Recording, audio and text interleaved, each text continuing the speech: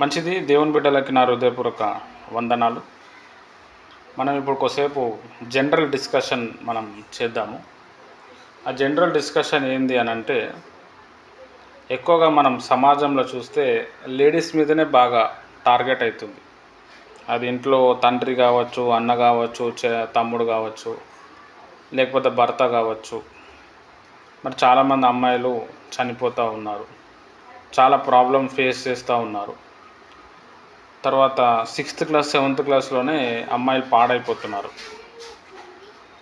మరి ఈ సమస్యని మనం ఎలా తొలగిద్దాం? మీరే సీఎం అయితే, ప్రైమ్ మినిస్టర్ అయితే ఏం చేస్తుండే? మీ సలహాలు ఇవ్వండి, చూద్దాం మీరు ఏం మాట్లాడతారు. జస్ట్ ఆలోచించండి, ఏం చేస్తే, ఏది మారుస్తే మరి బాగుంటుంది. తర్వాత ఈ ప్రాబ్లమ్స్ ఎందుకు వస్తున్నాయి? ఎందుకంటే ఒక 10 మంది అమ్మాయిలు ఉంటే అందులో 3-4 ఈ ప్రాబ్లం ఫేస్ చేస్తున్నారు. ఇంకా ఇది పెరిగిపోతుంది ఇంకా ఫ్యూచర్లో. దీనికి కారణాలు ఏంది?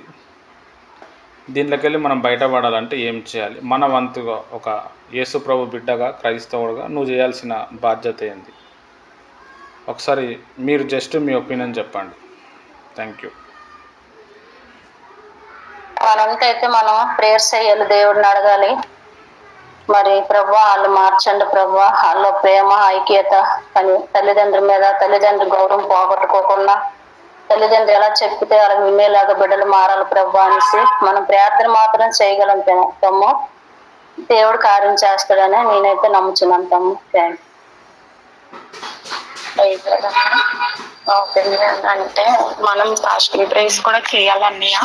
ఇలాంటివన్నీ జరుగుతున్నాయంటే దురాత్మ ప్రభావం ఎక్కువ ఉంది అన్నయ్య. అంటే ఉపవాస ప్రార్థన ద్వారా మనం అట్లా జయించగలము. ఎందుకంటే ఆ దుష్ట శక్తులు అవి కోల్చబడాలంటే ఉపవాస ప్రార్థన ఖచ్చితంగా మనలో ఉండాలన్నయ్య. అదొకటి, మనం దేవుని దగ్గర ధూపం వేసేవారుగా ఉండాలి. ఇలాంటి పరిస్థితులు ఎవరైతే ఉన్నారో ఇవన్నీ తెలుసుకుని దాని గురించి ఎక్కువ దేవుని దగ్గర విజ్ఞాపనం చేయాలి, ఈ పరిస్థితులన్నీ మార్చబడాలని. అదే రీతిగా దేవుని జ్ఞానం లేక జనులు నశించిపోతున్నారు కనుక దేవుని వాక్యాన్ని చెప్పడానికి కూడా మనం లోకంలో స్వార్థ చేయాలని నా ఒపీనియన్.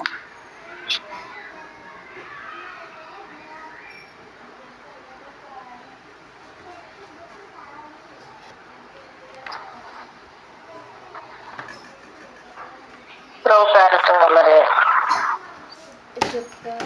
హృదయపూర్వక సమయం ఇచ్చిన దైవ సేవకులకు, అలాగే మరి ఆన్లైన్ ఉన్న బిడ్డలకు కూడా నా హృదయపూర్వక ధన్యవాదాలు.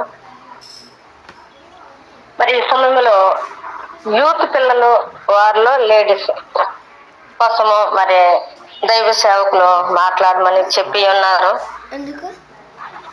మరి ఆ విషయంలో మరి నేను కూడా ఎప్పుడు ఆలోచిస్తూ ఎప్పుడు బాధపడుతూ ఉంటాను. ఏంటంటే ఇప్పుడు ఈ యుగము చాలా భయంకరమైనది. ఎందుకు అంటే ఇది కంప్యూటర్ యుగం. పిల్లలకు అప్పుడు పురాతన కాలంలో వయసును బట్టి జ్ఞానం వస్తూనే ఉండేది. కానీ ఈ రోజు పుట్టిన పిల్లలకే జ్ఞానము, వాళ్ళ తెలివితేటలు చూస్తుంటే చాలా ఆశ్చర్యంగా ఉంటుంది. ఈ యుగాన్ని బట్టి పుట్టిన పిల్లలకి చాలా తెలివితేటలు ఎక్కువైపోయి జ్ఞానం ఎక్కువయ్యి, వారి జ్ఞానాన్ని బట్టి తల్లిదండ్రులకు కూడా వాళ్ళు ఏం చేస్తూ ఉన్నారంటే మాటను తృణీకరిస్తూ ఉన్నారు. తల్లిదండ్రుల మాట పిల్లలు వినడం లేదు.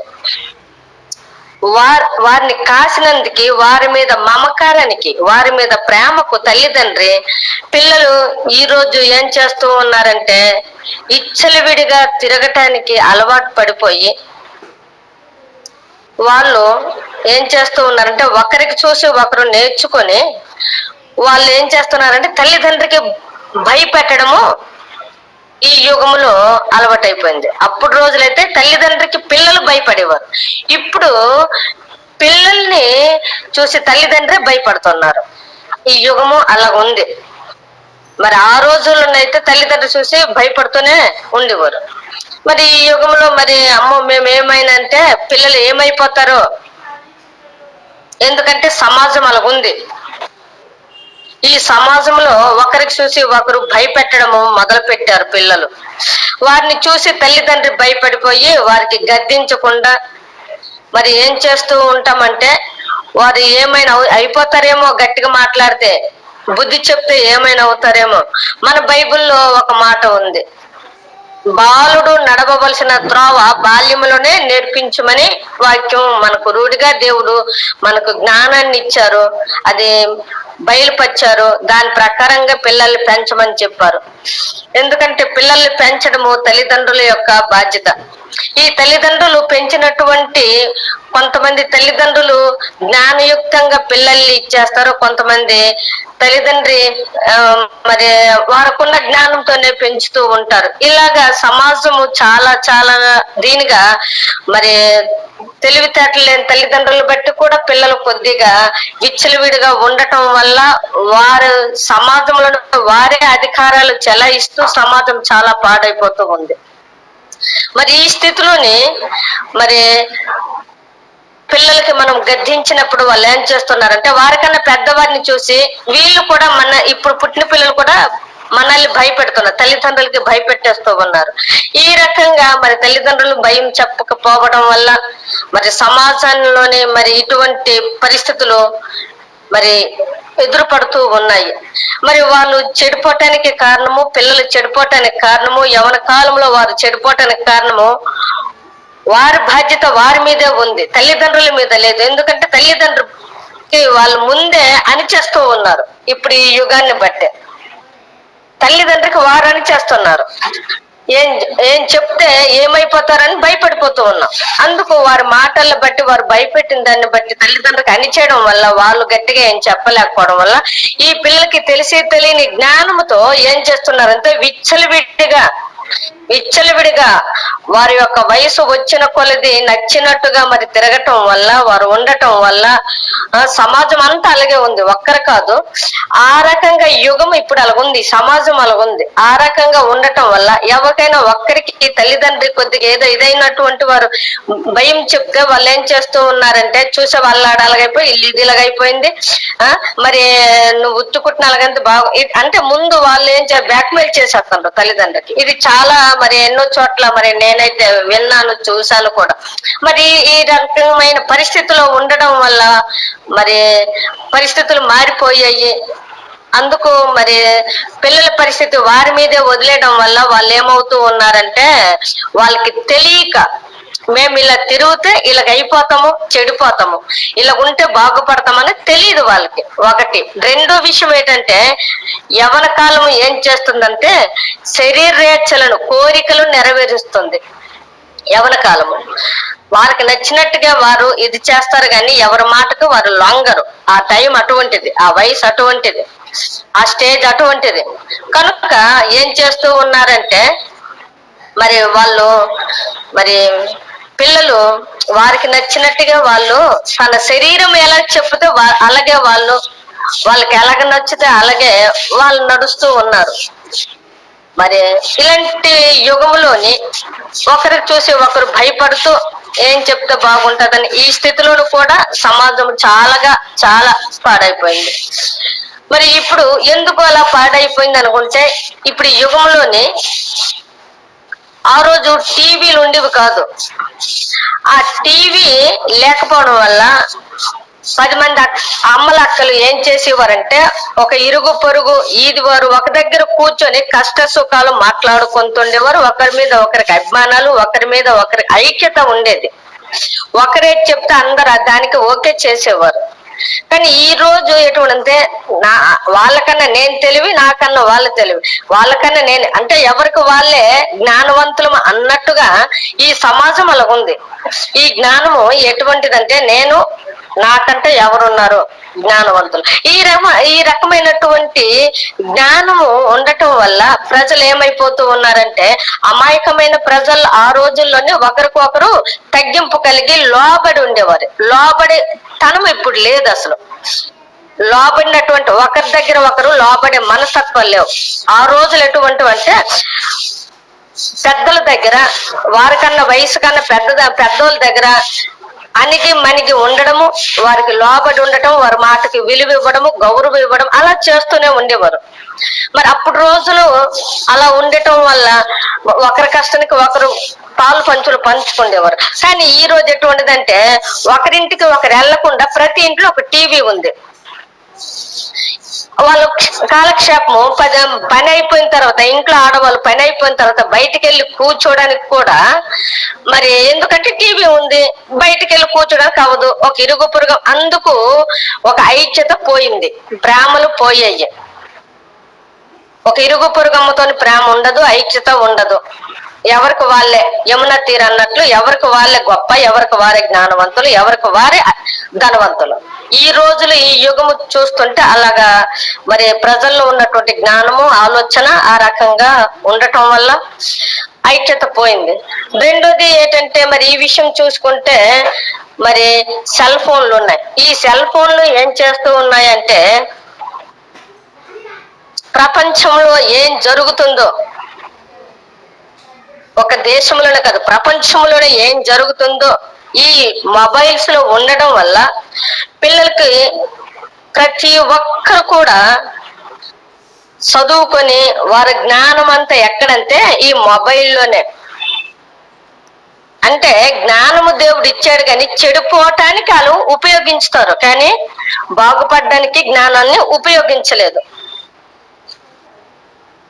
ఇప్పుడు ఈ యొక్క జ్ఞానాన్ని మంచి కోసము ఉపయోగించినప్పుడు అది మంచిగానే జ్ఞానాన్ని ఏం చేస్తుందంటే మనకి మంచితనాన్ని అభివృద్ధి చేస్తుంది. చెడుగా అజ్ఞానం ఉపయోగిస్తే చెడుతనములని దాని అభివృద్ధి కనిపిస్తుంది. ఈ మంచి చెడులు అంటే ఈ యుగాన్ని బట్టి కూడా పిల్లలు ఇప్పుడు చెడిపోవటానికి కారణము. మరి ఇలాంటి పరిస్థితుల్లోని ఈ యుగములో ఉన్నటువంటి పరిస్థితులు బట్టి తల్లిదండ్రులు అయిన వారు పిల్లలకు ఈరోజు గద్దించి బుద్ధి చెప్పటానికి అవదు. ఎందుకంటే వాళ్ళు భయపెట్టేస్తారు, అందుకు భయపడిపోతారు. ఇప్పుడు 10th క్లాస్ పిల్లలు పరీక్ష రాసినప్పుడు ఏం చెప్తున్నారంటే ఆ రోజుల్లో మా నాన్నలు కొడతారేమో తిడతారేమో వాళ్ళు భయపడేవారు. ఈ రోజుల్లో వీళ్ళే ముందే చెప్పేస్తున్నారు, వాళ్ళ ఆడ అలాగైపోయింది, వీళ్ళు ఎలాగైపోయి వాళ్ళ అలాగైపోయింది. ఇది ఈ పరిస్థితులు బట్టి ఎవరు కూడా చెప్పడానికి భయపడిపోవడం వల్ల మరి ఈ పిల్లలు కూడా ఇటువంటి స్థితిలోకి రావడానికి కారణము. రెండోది మరి మూడో విషయంకి వచ్చినప్పుడు ఈ రోజుల్లో బట్టి ఈ యుగాన్ని బట్టి మరి సమాజంలో అప్పుడు రోజులు హెచ్చు తగ్గులు అనేది మనస్తత్వంలో ఉండేది. ఇప్పుడు హెచ్చు తగ్గులు లేవు.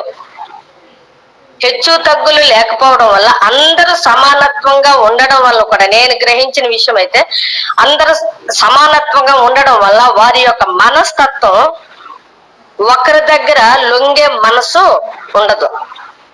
ఇలాంటి పరిస్థితుల్లోని తల్లిదండ్రికి లొంగరు పిల్లలు, లేదనుకుంటే భర్తకు భార్య లొంగదు, లేదనుకుంటే భర్త కూడా కొన్ని విషయాలని భార్య పిల్లలు ఆలోచించారు. ఇలాంటి సమాజం ఇప్పుడు నడుస్తూ ఉంది. మరి ఈ పరిస్థితులు బట్టి బాగానే మరి సమాజము చెడిపోయి ఉంది. మరి మెయిన్ పునాది ఎక్కడంటే తల్లిదండ్రుల మాట ఎప్పుడైతే పిల్లలు వింటారో ఆ పిల్లల తరములోని ఈ యుగము ఎలాగుంటుంది అనుకుంటే బుద్ధి చెప్పేవారుగా మారుతుంది. ఇప్పుడు ఈ యుగాన్ని బట్టి కూడా పిల్లల పరిస్థితులు అలా అయిపోవడం వల్ల మరి పరిస్థితులు మారిపోయాయి. ఎవరు భయం చెప్తే ఆ పిల్లలు ఏమైపోతారేమో ఒక భయము. ఇప్పుడు ఆ పిల్లల చేతుల మీద ఉంది కనుక వారి భవిష్యత్తు వాళ్ళు ఏం చేస్తారంటే చెడిపోతూ ఉన్నారు. ఇది ఫస్ట్ నుండి కూడా సాతాను యొక్క కుతంత్రము. ఇప్పుడు ఎటు చూసినా ఆ రోజుల్లో దైవ సేవకులు, ఆ రోజుల్లో సేవ చేసినటువంటి సేవకులు మరి సంసోన్ తమ్ముడు గారు ఎప్పుడు కూడా మనకు చెప్తూ ఉంటారు. అప్పుడు ఆ యొక్క సేవ చేసినటువంటి వారు జీవిత చరిత్రలు చదివి మన అంతమందికి వినిపిస్తూ ఉంటారు. మనం అంతమంది వింటున్నాము. అయితే వారి యొక్క పరిచర్య, వారి సేవ ఎలా ఉంటుంది, జీవితాన్ని సమర్పించుకుంటున్నారు. జీవితాన్ని సమర్పించుకోవడం అంటే ఈ లోకములో ఉన్న ఆశలన్నీ వదులుకుంటున్నారు. ఈ లోక భోగభాగ్యాలన్నీ విడిచిపెట్టుకుంటున్నారు. ఈ లోకములో ఏదైతే మనకిష్టమో దాన్ని విడిచిపెడుతూ ఉన్నారు. దేవునికి ఏది ఇష్టమో అది చేసేవారు వాళ్ళు. అప్పుడు రోజుల్లో దేవుడు ఏర్పాటు చేసుకున్న సేవకులు ఆ రోజుల్లో అలా సేవ జరుగుతూనే ఉండేది. అందుకు వేల వేల జనాలు దేవుని సన్నిధికి వస్తూనే ఉండేవారు. వారికి ఉన్నటువంటి మరి హృదయంలో ఉన్నటువంటి లింక్ ఏంటంటే దేవునికి వారికే లింకు. ప్రభు మరి మరి మీరు నన్ను పిలిచారు కనుక మీరు వారిని రక్షించండి, వారి జీవితంలో కార్యాలు చేయండి, ఆ గ్రామాన్ని మీరు పట్టుకోనండి, ఆ గ్రామాన్ని మీరు పంపించారు కాబట్టి అక్కడ రక్షించండి, తెలియని ప్రజలకి తెలియపరచండి. అక్కడ వాడుకుంటున్నారు దేవుడు. అయితే అప్పుడు రోజులు సమర్పణ అంటే దేవుని విషయంకి, సామాజిక విషయాలు మనం పక్కన పెట్టి ఇప్పుడు దేవుని విషయంలో మాట్లాడుతూ ఉన్నాము. మరి ఇప్పుడు రోజులు చూస్తే ఏంటంటే కొన్ని బాధ్యతలు కుటుంబం ఉండేటప్పుడు పడాలి, లేదనుకుంటే దేవుడు లెక్క అడుగుతారు. నీకు కుటుంబాన్ని ఇచ్చాను, భాగస్వామిని ఇచ్చాను, పిల్లల్ని ఇచ్చాను, నువ్వు ఏం చేస్తున్నావు కుటుంబ విషయంలో, పిల్లల విషయంలో నువ్వే బాధ్యత పడ్డావని దేవుడు లెక్క అడుగుతారు. ఎందుకంటే వారికి ఒక కుటుంబాన్ని దేవుడు ఇచ్చినప్పుడు ఆ కుటుంబ బాధ్యత వాళ్ళు పడాలి. అది దేవుని ఏర్పాటు, అది దేవుని ఏర్పాటు. మరి ఈ రకంగా మరి సేవ విషయంకి వచ్చినప్పుడు మరి సేవలో తేడాలు కూడా చాలా ఉన్నాయి. మరి నేను ఈ విషయం చెప్పాలో చెప్పకూడదో, నాకు అర్హత ఉందో లేదో నాకైతే తెలీదు. మరి నేను గ్రహించిన విషయం అయితే మాత్రము మరి ఈ రకంగా కొంతమంది సేవకులు కూడా మరి దైవ సేవకులు చెప్పినట్లు ఏం చేస్తూ ఉన్నారంటే ఒక ఉద్యోగం చేసినట్లే చేస్తూ ఉన్నారు. కానీ ఒక ఉద్యోగము చేసినటువంటి వారు ఎలాగ చేస్తారు అనుకుంటే వారు బాధ్యత పూర్వకంగా చెయ్యరు, జీతం కోసమే పని చేస్తారు. జీతం కోసమే ఆ నెలంతా పని చేస్తారు, జీతం తీసుకుంటారు. ఆ నెలంతా కూడా అది బాధ్యత పూర్వకంగా చెయ్యరు, పేరుకు మాత్రము వెళ్తారు, డ్యూటీ పేరుకు మాత్రం చేస్తారు. కానీ బాధ్యత, ఇక్కడ బాధ్యత అనేది కూడా మరి కొంతమందికి మరి తెలుసో లేదో నాకు తెలియదు. నేను ఒక విషయం చెప్పాలనుకుంటాను. బాధ్యత అనగానే మనకు ఒప్పజెప్పిన పని తప్పనిసరిగా నెరవేర్చాలి. ఇప్పుడు సంసోన్ తమ్ముడు గారు అదే సేవకులు ఇప్పుడు మనకు కొన్ని ముందుకు దేవుని విషయంలో ముందుకెళ్ళాలని మరి దేవుని గురించి మనకు కొన్ని చెప్తూ ఉన్నారు. ఏంటంటే అంటే ప్రార్థన సమయాల్లో మనకి చెప్తూ ఉన్నారు. ఎలా మనం ప్రార్థన చేస్తే ముందుకెళ్తాం, ఎలా ప్రార్థన చేస్తే దేవుణ్ణి మనం ఆహ్వానించుకుంటాం, ఎలా మనం ప్రార్థన చేసి తరచుగా దేవుల్లో ఉంటే ప్రార్థన దేవుడు వింటారు. ఇలాగా దేవుని కోసం మనం ముందుకెళ్ళటానికి, విశ్వాసాన్ని పెంచుకోవటానికి, భక్తి పెంచుకోవటానికి కోసము కొన్ని విషయాలు మనకి నేర్పిస్తూ ఉన్నారు. అది మనం లింక్ ప్రేయర్లని, ఉపవాస ప్రేయర్లని, తర్వాత ఏమో 2 గంటలు సహవాసము కలిగి ప్రార్థన చేయడము అనేది, తర్వాత ఏకోజం ప్రార్థన, మధ్యాహ్న కాల సమయ ప్రార్థన, రోజుకి 3 సార్లు సాయంకాలపు ప్రార్థన. ఇవి ఏంటంటే మళ్ళీ తరువాత ఇంకొక విషయం ఏం చెప్తుంటే 1 గంట సమయము దేవునికి ఇవ్వండి. అంటే ఈ మాటలు ఎందుకు చెప్తున్నారంటే బాధ్యత కోసం చెప్తున్నారు. 1 గంట సమయాన్ని దేవునికి ఇవ్వండి అని చెప్తూ ఉన్నారు. ఇవి చెప్పినవన్నీ తూచా తప్పకుండా మరిసిపోకుండా ఎవరైతే పాటిస్తారో అది బాధ్యత అన్నమాట. అంటే చెప్పినది చెయ్యడమే బాధ్యత.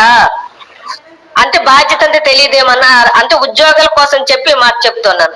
అయితే ఈ రకంగా మరి మనం ఏంటంటే బాధ్యత పూర్వకంగా మనకు దేవుడు ఏ గొప్ప చెప్పారో అది చెయ్యాలి, వెళ్ళి చెయ్యాలి అంతే.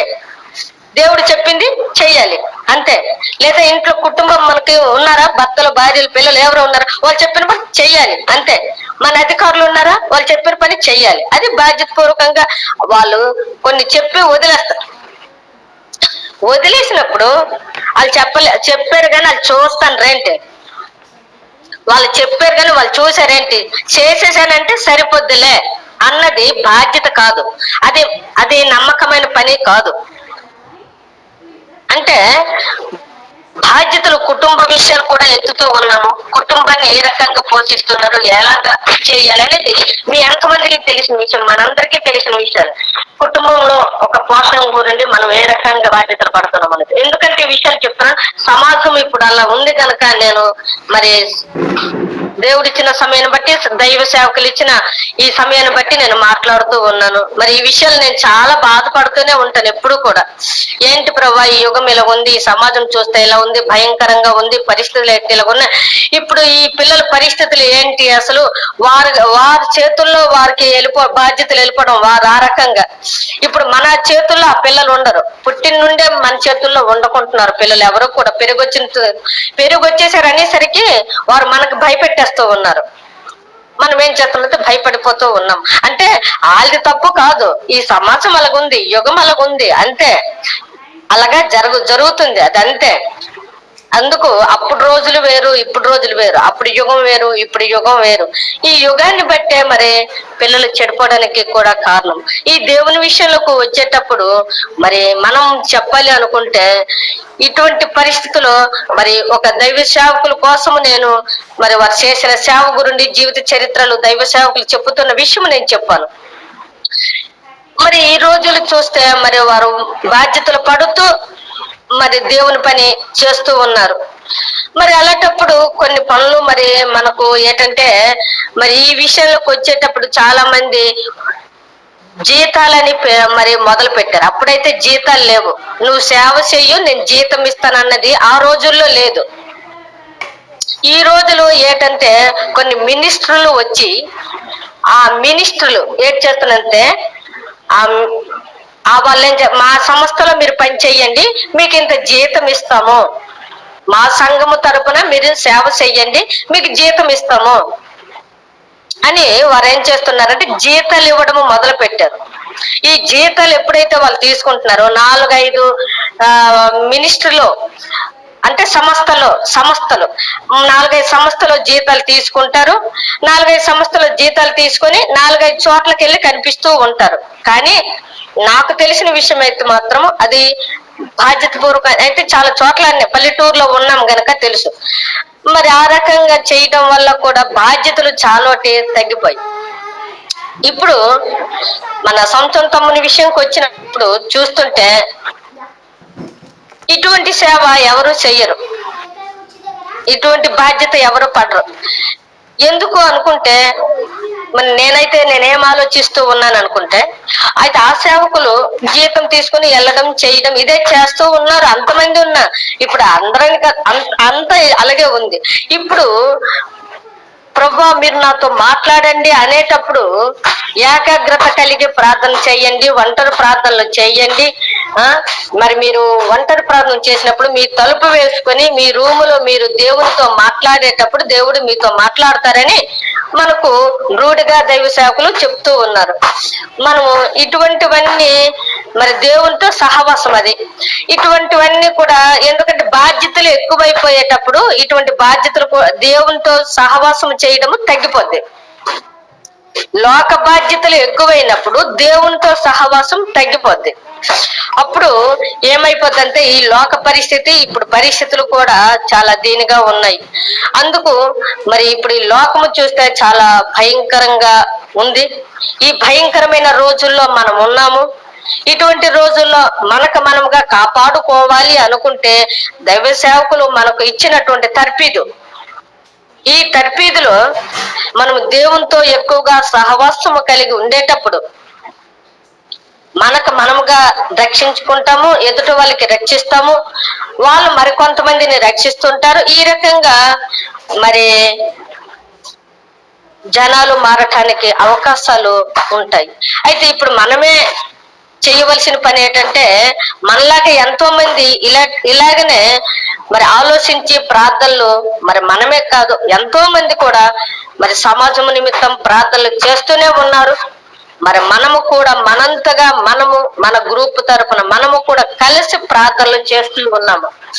మనల్ని నడిపిస్తున్న మరి తమ్ముడు గారు మనము సోలిపోకుండా, వలిపోకుండా, దిగజారిపోకుండా, మనం పడిపోకుండా, ఎక్కడ పడిపోవడం ఎక్కడ దిగజారు దేవుళ్ళలో నుండి దూరం అయిపోకుండా తరచుగా దేవుళ్ళో ఉండటానికి దేవుడిచ్చిన ఆలోచనల ప్రకారంగా మరి మంచిగా మరి సమయాన్ని సద్వినియోగం దేవుళ్ళో చేసుకోవటానికి, దేవుళ్ళ సమయాన్ని సద్వినియోగం చేసుకోవటానికి మంచి సమయాన్ని కూడా ఇస్తూ ఉన్నారు. మరి ఇలాంటప్పుడు మన ఇరుగు పొరుగులకు కూడా పిల్లల్ని ఏ రకంగా ఇచ్చేయాలి, మనం ఎప్పుడు కూడా ఈ రోజులు గద్దించటం అనేది పిల్లలకి ఇదవడం లేదు. మెత్తము వాడన తండ్రి కుమారునికి విరోధని వాక్యం ఉంది. ఎవరైతే బెత్తము వాడరో ఆ పిల్లలు తల్లిదండ్రి ఆ పిల్లడికి విరోధి. అది మరి చాలా సార్లు మరి దైవ సేవకులు చెప్తూ ఉంటారు. ఎందుకు అనుకుంటే చిన్నప్పుడే మనము ఒక వంకాయ తెచ్చినప్పుడు మనం భయం చెప్పకపోతే పెద్దోళ్ళు అయినప్పుడు వాళ్ళు ఏవేవో చేస్తూ ఉంటారు, లాస్ట్ కి ఎక్కడికో వాళ్ళ త్రోవ వెళ్ళిపోద్ది. అప్పుడు మా అమ్మ భయం చెప్పుంటే బాగుండు, మా నాన్న భయం చెప్పుంటే బాగుండండి. అంటే ఇలాంటి పరిస్థితులు తల్లిదండ్రులు కొద్దిగా ఇచ్చేయాలనుకుంటే ఇప్పుడు ఈ యుగాన్ని బట్టి అని నేనైతే మాత్రం ఆ రకంగా మరి నేను అనుకుంటున్నాను. మరి మనంతగా మనము మరి ప్రార్థన చేయడము అనేది ఒకటే మనకు దేవుడిచ్చిన బాధ్యత. ప్రభా, ఈ యుగాన్ని బట్టి మరి పరిస్థితులు చూస్తే చాలా భయంకరంగా ఘోరంగా ఉన్నాయి. ఎక్కడ చూసినా ఘోరాతి ఘోరమైనటువంటి పనులే జరుగుతూ ఉన్నాయి. కానీ మరి నీతి, న్యాయము, మంచి, చెడు అనేది కప్పిపోయింది. కానీ ఈ రోజుల్లో తగ్గింపు లేని జీవితాలు, దీన మనస్సు అనేది లేదు. తగ్గింపు, దీన మనసు ఎవరిలో కూడా లేదు. దేవుడు అవి కలిగి ఉండమని దేవుడు చెప్తూ ఉన్నారు. తగ్గింపు, దీన మనసు కలిగి ఉండండి, లోబడి ఉండండి. మరి ఇవన్నీ కూడా మరి లేవు సమాజంలో. ఒకరు అలా ఉండేటప్పుడు ఇంకొకరు ఏం చెప్తూ ఉన్నారు అనుకుంటే, ఈ సమాజం ఎలాగుందంటే వాళ్ళకి ఎగతాళి చేస్తూ ఉన్నారు. మన మీదకి వీళ్ళు ఇదైపోవాలని ఇలాగా ఈ రకంగా ఉంటున్నారు అన్నట్టుగా ఎగతాళి గేలి చేయడం వల్ల అలా ఉన్న వాళ్ళు కూడా మారిపోవడము ఇప్పుడు ఈ సమాజం చూస్తే చాలా భయంకరంగా ఉన్నటువంటి పరిస్థితులు వచ్చేసాయి. మరి ఇటువంటి పరిస్థితులు బట్టి మరి మనం ఆలోచించిన విషయం, మరి ముందుగా చెప్పిన సిస్టర్స్ అంతమంది ప్రార్థన ఒకటే. మనం ప్రార్థన చేసినప్పుడే దేవుడే కనికరించి, మనం కన్నీటి ప్రార్థన చేసినప్పుడే ఈ పరిస్థితులన్నీ కూడా మారుతాయని నేను విశ్వసిస్తూ ఉన్నాను. ఇలాంటి రోజుల్లో మరి తమ్ముడు గారు మనకు దొరకడము అదృష్టము. ఎందుకు అనుకుంటే మనం అందరం ఎవరు వెళ్ళిన చర్చిలకి వారు వెళ్తాము, ఎవరి మందిరాలకి వారు వెళ్తాము. కానీ ఇప్పుడు ఈ 3 సార్లు ప్రార్థన జరగాలనుకుంటే మనంతట మనమైతే చేసుకోము ప్రార్థనలు. అయితే మనకు తమ్ముడు గారు ఏం చేస్తున్నారంటే, మేలుకో మానవుడా, మేల్కొని ఉండండి అని దైవ సేవకులు మనకి మేల్కొల్పులు అనేది అంటే మీరు జాగ్రత్తగా దేవుని సమయాన్ని దేవుడికి ఇవ్వండి అని చెప్పి మనకి మెలకువ చేస్తూ ఉన్నారు. మరి ఈ గొప్ప వెలుగులో మరి మనం ఉన్నాం గనక తరచుగా దేవుల్లో ఉండాలని దైవ సేవకులు మనకు చెప్తూ ఉన్నారు. ఇటువంటి సమయము, ఇటువంటి సహవాసము లో మనం ఉన్నామంటే మనం అదృష్టవంతులమే. ఒకవేళ నానార్థాన్ని నేను ఒకవేళ బద్దకించేసి పడుకుండిపోయినా, తమ్ముడు గారు మనలో ఎవరమైనా ఫోన్ ఎత్తకపోయినా పచ్చారు చేసినప్పుడు మనం ఏం చేస్తామంటే మన మనసు సాతాను మనకి ఆటంకపరుస్తున్నప్పుడు దానికి లోబడిపోతాము. కానీ తమ్ముడు గారు ఏం చేస్తారంటే, అచ్చచ్చ వీళ్ళు ఎలాగైనా ప్రార్థనలోకి నడిపించాలని ఏం చేస్తారంటే పచ్చారులు ఫోన్ చేస్తారు. అప్పుడు మనం ఏమవుతాం, బలవంతంనైనా సరే దేవుని సన్నిధిలో కూర్చుంటున్నాము, బలవంతాన్నైనా. అప్పుడు ఆ సమయం ఎక్కడ కూర్చుంటున్నాము, దేవుని సమయంలో కూర్చుంటున్నాం, దేవుని సన్నిధిలో ఉంటున్నాము. అంటే ఈ రకంగా దేవుడు మనము బలహీనులు అయిపోతున్నప్పుడు కూడా బలవంతులుగా తీర్చిదిద్దడానికి ఈ సహవాసములో మనం అంతమంది ఉన్నామని అంతమంది గుర్తించాలి. అంతమంది ఈ యొక్క కాన్ఫరెన్స్ కాల్లో ఉన్న ప్రతి ఒక్కరం కూడా సంతోషించాలి, మనం ఆనందించాలి. మరి ఇటువంటి భాగ్యం మనకు దొరికిందని దేవుని సన్నిధిలో కూడా మనము ప్రార్థన చెయ్యాలి. మరి దైవ సేవకుల కోసం కూడా మనము ప్రార్థన చేయాలి. మరి మనంతటి మనము బలవంతులుగా ఉండాలి. అప్పుడు బలహీనులకి మనం ఏం చేస్తామంటే చేయూతనిచ్చి లేపుతాము.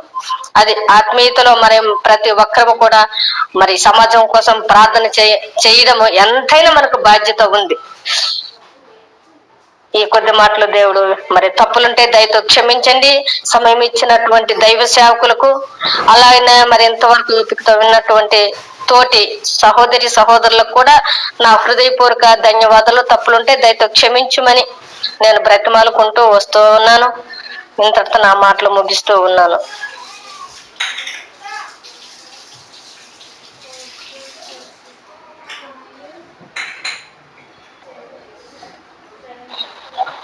దేవుని నామానికి మహిమ కలుగుగాక. మరి సమయం చాలా విలువగా మనకి కనపడుతుంది. మన కళ్ళ ముందే మనకి మన చరిత్ర అంతా కూడా దుర్లింపబడుతుంది. అంటే మనకి కొంత తెలియకపోకుండా మన జీవిత విశేషాలన్నీ కూడా మనము నెమరు వేసుకోవడానికి మనకి స్పీడ్ యుగంగాను రానున్న కాలం అంతా కూడా స్పీడ్ యుగం, ఏదో ఆధునిక యుగం, ఏదో గొప్ప గొప్ప యంత్రాలు కనిపెడుతున్నాము అని అంటున్నారు. కానీ ఇవి అన్నీ కూడా చాలా మనిషికి ఉపయోగపడతాయి అనేది ఆలోచిస్తున్నారే, కానీ అది చెడుకు తీయటం వలన ఈ సమాజం అనేది చాలా పాడైపోతుంది. అది ఎవరో గుర్తించట్లా. ఎవరి కాళ్ళకే పరుగు పరుగు పరుగు పరుగు, ఒక యంత్రంగా మనిషి తయారయ్యాడు. అందులో సమాధానము, సంతోషం లేదు మెయిన్. దానివల్ల ఏంటంటే మనిషి బలహీనమైపోతున్నాడు. బలహీనమైనప్పుడు అతను ఎన్నో విధాలుగా అస్వస్థతకు గురి అయ్యి మరి సమాజానికి ఉపయోగపడతలేదు, ఇటు కుటుంబానికి ఉపయోగపడతలేదు. ఆ తల్లిదండ్రుల యొక్క బాధ్యతలు కూడా నెరవేర్చలేక కుటుంబం అంతా కూడా ఈనాడు ఈ విధంగా రాను ఇట్లా వచ్చి ఉన్నది. అయితే మొట్టమొదటిగా మనం చూసినప్పుడు కొంత చరిత్ర, మొట్టమొదటి భారతదేశానికి పరిపాలించిన మరి ప్రధానమంత్రి జవహర్లాల్ నెహ్రూ మొట్టమొదటిగా మనం కొన్ని సంవత్సరాలకు ముందులోకి వెళ్తే అప్పుడు రాజకీయం అనేది మరి మొట్టమొదటిగా రాజకీయం అనేది మెయిన్. అంటే నాయకులు సరైన వాళ్ళుగా ఉన్నప్పుడు దేశము, ప్రజలు సుఖ సంతోషాలతో ఉంటారు. ఏ రాజు అయితే జ్ఞానం కలిగి, అది మానవుని యొక్క జ్ఞానం కాదు, పరలోక జ్ఞానం బట్టి అతడు పరిపాలిస్తాడు. ఆ రాజ్యాలన్నీ కూడా మన బైబిల్లో ఒక చరిత్ర, మనకు ఒక ఆధారంగా, మనకు ఒక నిఘంటువుగా, మనకు ఉదాహరణగా మనకి ఈనాడు మరి మనము చూస్తున్నాము. మరి దైవజనులు చెప్పడం వలన మనం గ్రహించుకుంటున్నాము. మన జీవితాన్ని మనం కొంతవరకైనా మరి సరైన దారిలో పెట్టడానికి ఉపయోగపడుతుంది. అది పెట్టలేనప్పుడు మానవ సహజము. అయితే దాన్ని పెట్టగలిగినప్పుడు ఎప్పుడైతే ఉంటదంటే, ఒక నిజమైన దేవుణ్ణి కనుగొని రక్షకుని వెంబడించినప్పుడే, అది ప్రార్థన ద్వారానే మరి మనము వెళ్ళగలిగినప్పుడు మనకి కొంత వాటికి మనకి సమాజానికి కూడా అన్ని విధాలు కూడా ఉపయోగపడుతుంది. మరి ఆనాడు మరి మొట్టమొదటిగా రాజకీయం అంటే పరిపాలించే వాళ్ళు తప్పు చేస్తే ఆపోజిషన్ పార్టీ అంటే వ్యతిరేకం ఉన్న పార్టీ, ఓడిపోయిన పార్టీ వాళ్ళు కొన్ని తప్పులు ఎత్తి చూపించినప్పుడు వాళ్ళు సరి చేసుకునేవాళ్ళు. వెంటనే రోడ్డు వేయలేదు అనుకోండి, ఆ రోడ్డు ఎమ్మటే వాళ్ళు ఈ రోడ్డు వేయలేదు, ఇట్లా అన్యాయం చేశారు అనగానే వాళ్ళు వెంటనే రోడ్డుని వేసేవాళ్ళు. ఆ విధంగా, అంతేగాని కక్షలు, కోపాలు, భయంకరమైన పరిస్థితులు ఆనాడు మొట్టమొదటి నుంచి ఉండేవి కాదు. అది మనుషుల యొక్క మరి జ్ఞానం ఆనాడు మరి ఆ విధంగా ఉండటము అనేది మరి ఆనాటి యొక్క పరిస్థితులు. రాను రాను ఏమైనాయి అంటే, మనిషి యొక్క స్వార్థం, మెయిన్ స్వార్థం. ఎందుకు స్వార్థం అంటే ఉన్నది ఉండట్టుగా చెప్పలేకపోతున్నాడు, ఉండదు ఉండట్టుగా చేయలేకపోతున్నాడు, ఉండదు ఉండట్టుగా గద్దించలేకపోతున్నాడు. మెయిన్ ఏ రాజకీయ నాయకులు అవనివ్వండి, కుటుంబ వ్యవస్థ అవనివ్వండి, ఈ యొక్క దేశాలు అవనివ్వండి, ప్రధానమంత్రి అవనివ్వండి, ముఖ్యమంత్రి అవనివ్వండి, మంత్రులు అవనివ్వండి, ఎవరైనా కూడా ఉండదు ఉండట్టుగా చెప్పలేని పరిస్థితి అది రాను క్రమేణా ఆక్రమించుకున్నది. అది స్వార్థం.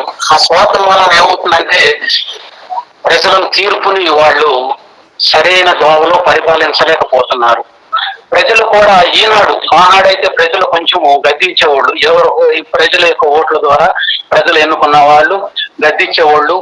ఆ పరిపాలన ఆ విధంగా ఉన్నది. కానీ రాను రాను స్వార్థం అనేది ఇవాళ వ్యవహారం ఎట్లా ఉందంటే తప్పని చెప్పేవాడు చెప్పటానికి వీలు లేని పరిస్థితిగా ఉన్నది. బస్ సంఘాల్లోనైనప్పటికీ కూడా, రాజ్యాల్లో ఉన్నప్పుడు కూడా, రాష్ట్రాల్లో ఉన్నప్పుడు కూడా ఇది తప్పు అనేది మనకి దైవజనులు ఒక ఉదాహరణ చెప్పారు.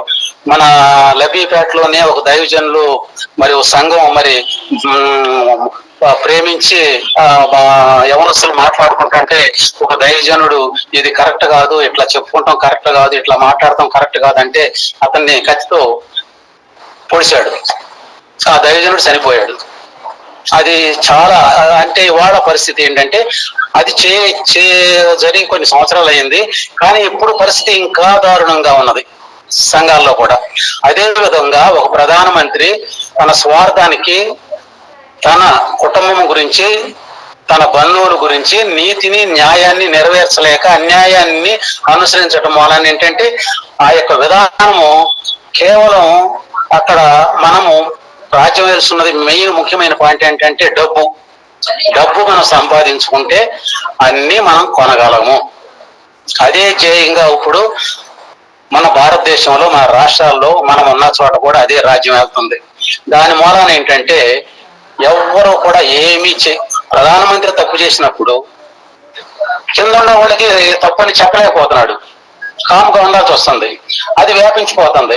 అదే ధన సహాయంతో వాడన్నిటినీ కూడా అన్యాయాన్ని న్యాయం చేసి చూపిస్తున్నారు. దాని మూలాన ఏంటంటే ఇవాళ ప్రజల యొక్క జీవన విధానం చాలా భయంకరంగా ఉంది. ఆ డబ్బును సంపాదించాలి, ఎట్లయినా సంపాదించాలి, నీతిగానైనా సంపాదించాలి, అన్యాయంగానైనా సంపాదించాలి. వాడు ప్లాట్ కొన్నాడంటే మనం కూడా ప్లాట్ కొనాలి. మన వాళ్ళ పిల్లలు మనకు లేకపోయినా సరే వాళ్ళ పిల్లలు చదివించారంటే మన పిల్లలు కూడా అప్పైనా సరే చదివించాలి. పిల్లలు కూడా డబ్బులు తీసుకొస్తున్నారంటే ఇక్కడ సంపాదన ఎట్లా ఉన్నాయి ఏంటి అనేది కూడా మన తల్లిదండ్రులు, మన కుటుంబ వ్యవస్థలో కూడా అడగలేని పరిస్థితి అయిపోయింది. అందుకనే మనం ఏమవుతున్నామంటే దాని వాళ్ళకి లోబడాల్సిన పరిస్థితి మనం ఇక్కడ ఇవాళ అనుభవించాల్సిన భయంకరమైన పరిస్థితి కలుగుతుంది. అందుమూలంగా ఏంటంటే ఇవాళ మన భారతదేశం తీసుకుంటుంటేనే ఉదాహరణకి మెయిన్ గా ఆ విధముగా జరుగుతూ ఉన్నది. దాని మూలాలు ఏంటంటే నాది నాది నాది నాది. ప్రతి విషయానికి కూడా నువ్వేమైనా అయిపో, నీ రాష్ట్రం ఏమైనా అయిపో, నీ యొక్క పార్టీ ఏమైనా అయిపో. నేను జనరల్ గా చెబుతున్నాను, ఇవాళ జరిగే సంఘటన బట్టి నీ పార్టీ ఏమన్నా అయిపో, నువ్వేమైనా చేసుకో, రౌడీజం చేసుకో, గుండాయిజం చేసుకో, నక్సలిజం చేసుకో, మనుషుల్ని చంపేసేయి, వ్యభిచారం చేసేయి, అమ్మాయిలను తీసుకెళ్లి ఇవాళ ఆంధ్రప్రదేశ్ లో 30,000 మంది అమ్మాయిలను తీసుకెళ్లి అమ్మేశారు. అది నిజమైన ఘోరమైన యొక్క పరిస్థితి. దాన్ని అడిగటానికి అధికారం అనేది లేకపోకుండా చెప్పేవాడిని చంపేస్తానని భయపెడుతున్నారు. ఆ పరిస్థితి వచ్చినప్పుడు ఏంటంటే ఈ జనరేషన్ అనేది నోరు మూసుకుని కూర్చోవలసిన పరిస్థితి వచ్చింది. దాన్నే మిగతా వాళ్ళు కూడా ఏమంటున్నారంటే ప్రజలు కూడా జీవించే వాళ్ళు కూడా ఒప్పైనా కూడా తప్పును కూడా తప్పుగా చెప్పలేకపోతున్నారు, ఒప్పును కూడా చెప్పుకోలేక ఆ ఒరవడిలోనే ఈ ప్రజావాడి అనేది నడుస్తూ వెళ్ళిపోతుంది. అది మెయిన్ కారణం. దాని మూలాన ఏంటంటే ఇది ఖచ్చితంగా పై అధికారి ఖండించినప్పుడు కిందవాడు కూడా తప్పు చేయడు, పై అధికారి తప్పు చేసినప్పుడు కింద అధికారి కూడా తప్పు చేస్తాడు. వాడు 10 కోట్లు సంపాదిస్తే ఈడు 2 కోట్లు సంపాదిస్తాడు, ఈ 2 కోట్లు సంపాదిస్తే 1 కోటి సంపాదిస్తాడు. డబ్బు పంచుతున్నాడు. ఎక్కడ నిజం ఉంది? వాడు 10 శిక్షలు చేయనండి, 10 మర్డర్లు చేయనివ్వండి, 10 మందికి అన్యాయం చేయనండి, 10 కుటుంబాలకు కూలి చేయనివ్వండి, 30,000 మందిని అమ్మేయండి, వాడిని తీసుకెళ్లి కోర్టులో నిలబెడితే లాయర్లు భయపెడుతున్నారు. వాడు 1 లక్ష లాయర్ ఎప్పుడు చూడని వాడు 1 లక్ష చూపిస్తే ఢిల్లీలో 10 లక్షలు ఇస్తున్నారు వాడికి. వాడు నోరు మూసుకుంటున్నాడు. లాస్ట్ ఫైనల్ కి శిక్ష పడేటప్పుడు లాయర్లని చంపేసేటట్టుగా, కుటుంబాన్ని ఎవరినో ఒకరిని తీసుకెళ్లి చంపేసేటట్టుగా పబ్లిక్ గా చెబుతున్నారు. ఇవాళ ప్రధానమంత్రి ఏం చేయలేకపోతున్నాడు, పోలీస్ స్టేషన్ ఏం చేయలేకపోతుంది. అన్ని విధాలుగా అన్ని సెక్షన్లో ప్రజలందరూ కూడా ఆ విధంగా మారటం అనేది మరి ఒక విషయం అయ్యింది. ఇవాళ మనం చూసుకుంటే ఈ సెల్ ఫోన్లోనే విజయేంద్ర ప్రసాద్ అనే ఒక దైవజనుడు మరి రాజమండ్రి సంఘం మరి ఛాలెంజ్ చేస్తున్నాడు. ఇవాళ మరి స్వస్థతలు లేవు, పరిశుద్ధాత్మ లేదు, అన్ని భాషలు లేవు, మరి తప్పును తప్పుగా చూసి వదిలేయచ్చు. కానీ ఇది లేవు లేవు లేవని ఘంటాపదంగా ఛాలెంజింగ్ గా చూస్తున్నాడు. అయితే ఏంటంటే దైవజనులు అనేవాళ్ళు, హోసన్న మినిస్ట్రీ వాళ్ళు, ఇంకొకళ్ళు సిపినపాలు పరిశుద్ధాత్మ గురించి చెప్పుకుంటూ వచ్చారు. మన ముందు జరిగే ఇప్పుడున్న చివరి రోజుల్లో పరిశుద్ధాత్మ గురించి చెప్పారు, అంతే వాళ్ళు ఊరుకున్నారు. కానీ ఇతను మాత్రం నా ముందు జరగాలి అనే పరిస్థితుల్లో ఇవాళ నువ్వు అద్భుతాలు జరిగితే మన ముందు జరగాలి అని అంటున్నారు. దానికి దైవజనులు అనేవాళ్ళు మంచిగా ఉండేవాళ్ళు ఏదో చెప్పి ఉదాహరణగా మరి ఈ విధంగా ఇప్పుడు అలాంటి వాళ్ళకి ఒక గోండాయిజం, ఆ యొక్క పాస్టర్కి ఒక గోండాయిజం, ఒక రౌడీయిజం, ఒక విదేశీ సంస్థ ప్రోత్సహిస్తుంది. వాడికి 10 కోట్లు కావాలంటే ఇస్తుంది, నీ ఇష్టం వచ్చినట్టు చేయంటుంది. ఏ పాస్టర్ని పెట్టినా వాడు టీవీ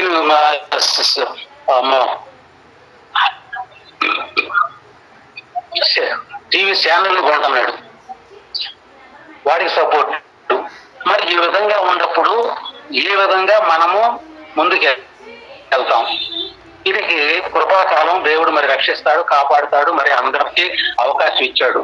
మరి ఈ మార్పు అనేది రావాలంటే మరి ఏమి చేయాలి? మంచి చేసే వాళ్ళని కూడా చేయలేని పరిస్థితిగా ఉంది. మరి ఆనాడు మరి ఇంతకు ముందు ప్రభుత్వాలు, మన ముందు జరిగిన ప్రభుత్వాలు, తెలంగాణ ప్రభుత్వం కానీ ఆంధ్రప్రదేశ్ ప్రభుత్వం కానీ ఇంతకు ముందు జరిగిన ప్రభుత్వాలు కోట్లు లక్షల వేల కోట్లు సంపాదించారు. ఇప్పుడు న్యాయం అనే వాళ్ళని మాట్లాడలేని పరిస్థితి కల్పిస్తున్నారు. ఇవాళ సమాజం అట్లా ఉంది.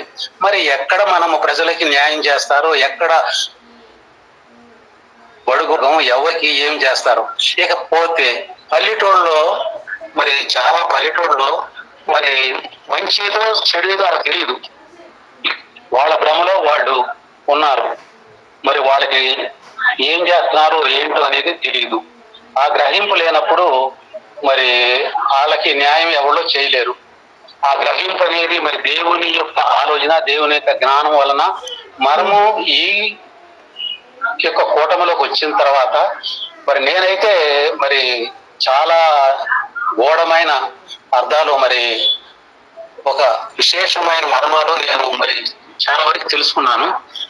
అది మన జీవితంలో ఉపయోగపడి మనము 10 మంది 100 మందికి మనము చెప్పగలిగితే ఈ విధంగా మరి ఈ యొక్క ఆలోచన విధానం అనేది సంఘాల్లోనూ, మనుషుల్లోనూ, మన జీవితాల్లోనూ, మనం చేసే ఉద్యోగాల్లో మరి పార్వతి గారు మరి బాగా చెప్పారు. అది సమాజంలో ఇవాళ యాక్చువల్ గా జరుగుతున్న విషయం అని అనమాట. మరి సమాజాన్ని మార్చాలంటే మన వంతుగా మనకి అప్పచెప్పారు కాబట్టి ఈ బాధ్యత మరి దైవజనులకి పరలోక జ్ఞానం కలిగి మరి ప్రతి విషయం రాష్ట్రం గురించి కానీ, ఒక సంస్థ గురించి కానీ, ఒక వ్యవస్థ గురించి కానీ మనం ప్రార్థన చేసుకుంటూ మనం వెళ్తున్నాం. చాలా ప్రాముఖ్యమైన విషయం మరి రాష్ట్రం గురించి, దేశం గురించి, మరి మన యొక్క కుటుంబాల గురించి మరి చేస్తున్నాము. అయితే ఏంటంటే చెడుకి ఎక్కువగా బలం ఉంటుంది, మంచికి బలం ఉండట్లేదు. కానీ అది ఓడిపోదు కానీ చాలా కష్టమైన పరిస్థితి. మరి నిజమైనది ఎప్పుడు కూడా సావదు. అది జయించేటప్పటికి ఏంటంటే మనము చాలా ప్రయాసపడాల్సిన భారం మోసుకున్న సమస్త జనాలారా, అందుకని నా యొద్దకు రండి అని దేవుడు చెప్తున్నాడు. కాబట్టి దేవునికి అప్పచెప్పుతూ మరి దేవుని కార్యాలు మనకి బాధ్యత, మరి ఎంతో బాధ్యత ఇచ్చాడు ఈ సంఘానికి. చాలా అదృష్టం మన అందరం గురించి ప్రార్థన చేయడం అనేది చాలా ధన్యతని నేను మాత్రం భావిస్తున్నాను. చాలా గొప్పతనము, అది దేవుడిచ్చిన ఒక వరం కూడా మనకి ఉంది.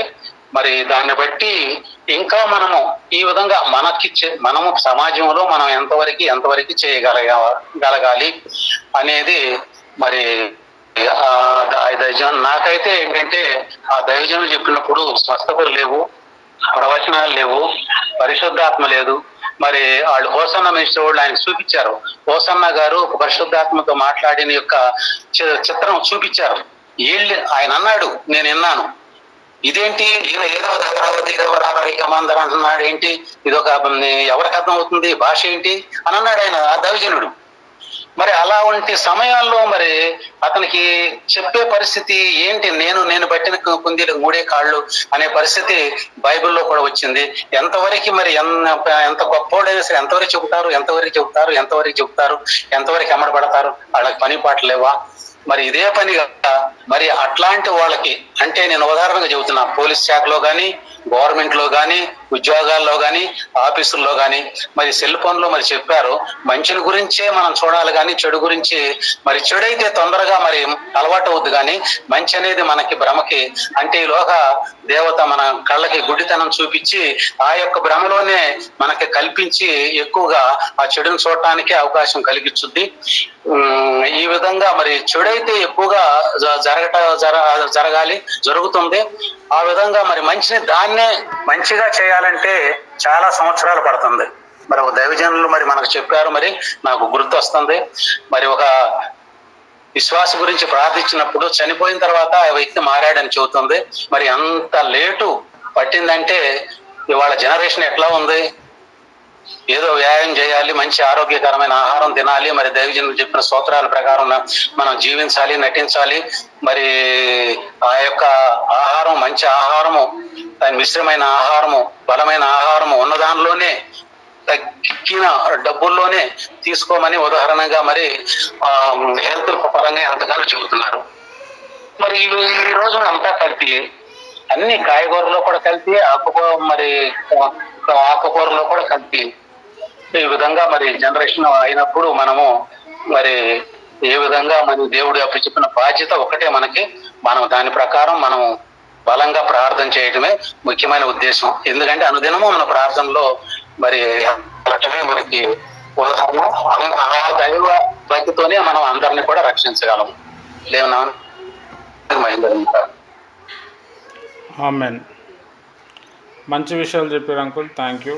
మరి పార్వతక్క గారు, తర్వాత నాగేశ్వర అంకుల్ గారు, అనుష సిస్టర్, ఇంకా మాధవక్క గారు మరి మంచి విషయాలు చెప్పారు. నేను నా కోణంలో ఏం చెప్దాం అనుకుంటున్నా అంటే, సమాజం ఎట్లైనా చెడిపోయింది, దాంట్లోకి వెళ్ళి ఫస్ట్ మన పిల్లల్ని మనము కాపాడుకోవాలి.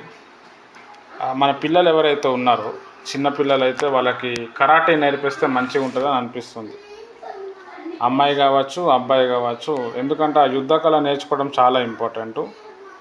మనల్ని మనం కాపాడుకోవచ్చు, ఇతరులను కూడా మనం కాపాడచ్చు. దాని తర్వాత మీ పిల్లలకి ఎవరైనా కరాటే క్లాసెస్ నేర్పిస్తే అక్కడ వాళ్ళకి పంపించండి, అదేమి తప్పేమి కాదు. మనల్ని మనం రక్షించుకున్నట్టు ఉంటుంది, అబ్బాయి అయినా కావచ్చు, అమ్మాయి అయినా కావచ్చు. రెండో విషయం మనము చూస్తే మ్యాక్సిమము ఇప్పుడు పార్వతక్క గారు, తర్వాత నాగేశ్వర అంకుల్ గారు చెప్పినట్టు పిల్లలు చెడిపోవటానికి తల్లిదండ్రులే కారణము. దాని తర్వాత భార్యాభర్తలు కూడా కారణం. అంటే ఇప్పుడు ఈ భర్త అనేటోడు భార్యను మంచిగా ప్రేమించాలి, ఆదరించాలి, మంచిగా చూసుకోవాలి. ఈ భర్త అనేటోడు పిల్లల ముందర భార్యను తిడతాడు, మీ అమ్మ అలాంటిదిరా, ఇలాంటిదిరా, వేస్ట్ తిట్టినప్పుడు ఆ పిల్లలకు కూడా అదే మైండ్లో కూర్చొని వాళ్ళు కూడా అదే చేస్తున్నారు. అట్లా అని చెప్పి ఆడవాళ్ళు ఏమీ తక్కువేమీ కాదు, వాళ్ళు కూడా భర్తని ఇబ్బంది పెట్టేటప్పుడు మీ నాన్న అట్లా అంటాడు, ఇట్లా అంటాడు అని చెప్పి వీళ్ళే విషయం పెడతా ఉన్నారు. దానివల్ల ఏమవుతుందంటే పిల్లల మైండ్ పొల్యూట్ అయిపోతుంది. దీనికి మెయిన్ కారణం ఏంటి అని అంటే, ఈ భార్యాభర్తలకి మెయిన్ బైబిల్ జ్ఞానం అనేది లేదు. ఈ బైబిల్ జ్ఞానం లేక సభ్య సమాజంలో ఎలా ఉండాలి, బైబిల్లో అన్నీ కూడా హెచ్చరికలు ఇచ్చారు. కాబట్టి మీరు ఎవరైతే ఉన్నారో ఫస్ట్ మీరు బైబిల్ చదవండి, అది మీ లైఫ్లో అప్లై చేయండి, తర్వాత మీ పిల్లలకు కూడా నేర్పియండి. మన కాన్ఫరెన్స్లోనే ఇప్పుడు దాదాపు 10, 12, 20 మంది పిల్లలు ఉన్నారు. వాళ్ళది కూడా బాధ్యత మనదే, నాదే. వాళ్ళ కోసం కూడా ప్లాన్ చేద్దాము. సండే స్కూల్ లాంటిది, లేకపోతే పిల్లలకు సంబంధించింది ఏదో ఒక క్లాసు వారంకి ఒక రోజులో 3 రోజులకు ఒకసారి మనం సెట్ చేద్దాం. మన మధ్యలో సుమతక్క గారు ఉన్నారు, సండే స్కూల్ టీచరు. ఆ అక్క దగ్గర గురించి కూడా సలహాలు తీసుకోవచ్చు. నా పరిచర్యలో ఇంకా రెండే మిగిలిపోయినాయి. ఒకటేమో పిల్లల పరిచర్య ఒకటి జరగట్లేదు. దాని తర్వాత ట్రాన్స్జెండర్స్ ఎవరైతే ఉంటారో పాపం వాళ్ళని కూడా రక్షణలో నడిపించాలి. వాళ్ళని ఎవరు పట్టించుకోరు. ఫస్ట్ ఆఫ్ ఆల్ వాళ్ళ దగ్గరికి వెళ్ళరు. పాపం వాళ్ళు కూడా చాలా ప్రాబ్లమ్స్ ఫేస్ చేస్తూ ఉన్నారు. చాలా ఘోరం అన్నమాట. వాళ్ళ గురించి మనము స్టడీ చేస్తే వాళ్ళ దగ్గర కూడా సేవ జరగాలని ప్రేయర్ చేయండి. ముఖ్యంగా సభ్య సమాజం అంతా కూడా పాడైపోయింది ఈ సినిమాలు, సీరియల్స్ వల్ల. మీ ఇంట్లో కూడా మ్యాక్సిమం మీరు టీవీ, సీరియల్స్, సినిమాలు అవాయిడ్ చేయండి. దీనివల్ల ఏమవుతుందంటే మీరు నాశనం అయిపోతారు, ఉన్న పిల్లల్ని కూడా నాశనం చేస్తారు. దానివల్ల వచ్చేది మెసేజ్ ఏముండదు.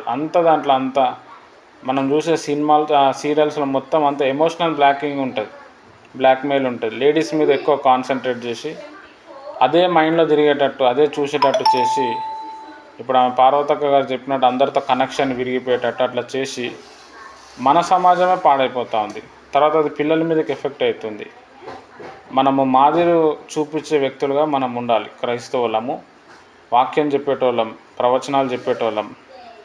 తర్వాత ఒక మాదిరి మనము చూపించాలి. మనమే ఫిలిం ఇండస్ట్రీని ఎంకరేజ్ చేసినట్టు వాళ్ళ డైలాగులు చెప్పటం, లేదు అని అంటే వాళ్ళ పోస్టులు మనం పెట్టటం వాట్సాప్లో. దానివల్ల మనం సభ్య సమాజానికి ఏం మెసేజ్ ఇస్తున్నామంటే ఏమీ ఉండదు. వాళ్ళ డెవలప్మెంట్లో వాళ్ళు ఉంటారు, వాళ్ళకి ఎట్లయినా డబ్బులు వస్తాయి. మనము దేవుని రాజ్యాన్ని కూలుస్తున్నాం, మనల్ని కూడా మనము నాశనం చేసుకుంటున్నాం. అంటే దీని గురించి మనకు పెద్దగా అవగాహన లేదు కాబట్టి ఇట్లా జరిగింది. కాబట్టి ఇది సీరియస్గా తీసుకోండి. తర్వాత ఎక్కువగా పిల్లల కోసము ప్రార్థన చేయండి. పిల్లలు తప్పు చేస్తే ఖచ్చితంగా వాళ్ళకి మంచి శిక్ష వేయండి. స్కూల్లో కూడా టీచర్ దగ్గరికి వెళ్ళి పిల్లలు ఎట్లా వింటారు సార్, ఏం చేస్తారు, పిల్లలు కరెక్ట్గా కాలేజీలో ఎలా ఉంటున్నారు, స్కూల్లో ఎలా ఉంటున్నారు, లేకపోతే మీరు కొట్టండి, మేమేమనుకోండి అని చెప్పి మీరు పర్మిషన్ ఇవ్వండి. అట్లా వాళ్ళకి పర్మిషన్ ఇవ్వటం బట్టి కూడా వాళ్ళు కొంచెం వాళ్ళకు కూడా కొంచెం ఫుల్ ఫ్లెడ్జ్డ్గా ఉంటారు. మన పిల్లల మీద ఎక్కువ కేరింగ్ తీసుకుంటారు. ఒక్కసారి పిల్లలు చేతులకెళ్ళి జరిగిపోయారంటే ఏం చేయలేం. ఇప్పుడు మనం సెంట్రల్ జైల్లో, చిన్న జైళ్ళలో మనం చూస్తే 16-17 సంవత్సరాల అబ్బాయి మర్డర్లు చేస్తాడు. 16-17 ఇయర్స్ అంతే. జైల్లో వెళ్ళిపోతాడు. మళ్ళీ మైనర్ అని చెప్పి వేరే స్కూల్లో వేస్తారు. అట్లా మళ్ళీ అదే పెరుగుతూ ఉంటుంది. మళ్ళీ వచ్చేస్తున్నారు. ఎందుకు చంపినవరా అని అంటే, ఏం లేదన్న, నాకు ₹1,00,000 ఇస్తా అన్నాడు, ఇచ్చిండు, కత్తి ఇచ్చిండు, ఇక్కడ పొడి చేయమని నేను పొడి చేసిన, నాకేం తెలుసు అంటున్నాడు. అది పెద్దగా కేసులుగా మారిపోయి ఎన్కౌంటర్లో చచ్చిపోవటం. చిన్న పిల్లలు. మొన్న కూడా మనం 1 సంవత్సరం 2 సంవత్సరాల క్రితం చూస్తే ఒక అమ్మాయిని పాడు చేసిరని చెప్పారు. మరి వాళ్ళు చేసిరో చేయలేదో కూడా తెలియదు. వాళ్ళని పట్టుకున్నారు. వాళ్ళని పట్టుకొని వాళ్ళకి చిత్రహింసలు పెట్టి మళ్ళీ వాళ్ళు పరిగెత్తుతున్నారు, అందుకే మేము కాల్ చేయాల్సి వచ్చిందని చెప్పి కాల్ చేశారు. అక్కడ అమ్మాయి పోయింది, ఇక్కడ ఈ పిల్లలు పోయారు. ఏందో ఏమో, చాలా ఘోరం అన్నమాట. అంటే చాలా భయంకరమైన సిట్యువేషన్స్ లోకంలో జరుగుతూ ఉన్నాయి. మనం చెప్తే ఏమో మన పిల్లలేమో వినే పొజిషన్లో కూడా లేరు.